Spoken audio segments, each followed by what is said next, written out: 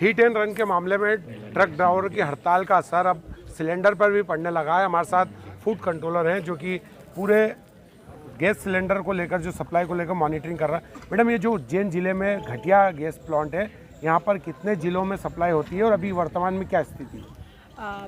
घटिया gas plant से भारत में मध्य प्रदेश के 16 ज़िलों में सप्लाई होती है और ये बड़ा प्लांट है। संभाग के सभी ज़िलों में यहाँ से सप्लाई होती है। पर डे यहाँ की कैपेसिटी है 50,000 सिलेंडर यहाँ से आपूर्ति होती है। तो मैडम, अभी क्या स्थिति है? कितने सिलेंडर यहाँ से जा पा रहे हैं, कितने जिलों में जा पा रहा है? देखिए, प्रशासन प्रयासरत है और अभी तक हम लोगों ने इंदौर और भोपाल, उज्जैन में तो स्थिति फिर भी सामान्य है।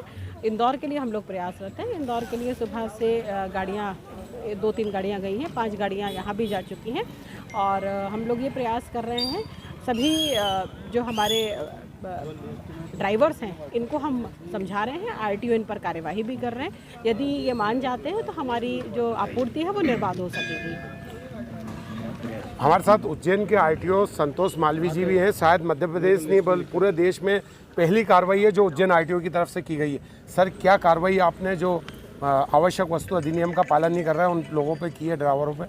जैसा कि शासन प्रशासन की मंशा अनुरूप लोगों को जो सुविधाएं उपलब्ध होना चाहिए, जो आवश्यक वस्तुएं हैं, और कुछ लोगों ने, ड्राइवरों ने जो है इस प्रकार के वस्तुओं का संचालन करने वाले ट्रकों का संचालन नहीं कर पा रहे हैं।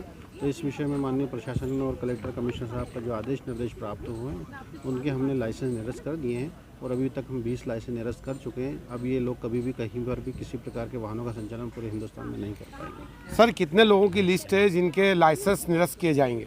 मेरे पास 190 लोगों की लिस्ट प्राप्त हुई है फूड ऑफिसर के माध्यम से और ये पूरे के पूरे 190 लाइसेंस हम लोग निरस्त करेंगे। तो सर, ये क्या लगता है आपको कि जो लाइसेंस निरस्त होंगे इसका कुछ असर पड़ेगा इस हड़ताल पर, स्ट्राइक पर?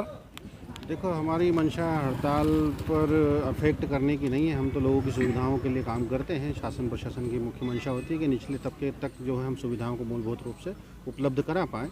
तो हमारा एकमात्र मकसद ये है कि जो लोगों को आसानी से मूलभूत सुविधाएं उपलब्ध हो पाए। तो सर, इसकी कोई मुनादी पिटवाई जाएगी या कोई लाइसेंस को लेकर निरस्तीकरण का कैसे मैसेज ड्राइवरों को दिया जा रहा है? बिल्कुल सही कह रहे हैं आप। क्या है कि जब लाइसेंस जारी होता है तो लाइसेंस धारक का जो मोबाइल नंबर हम लोगों के पास रहता है उसका पता भी उपलब्ध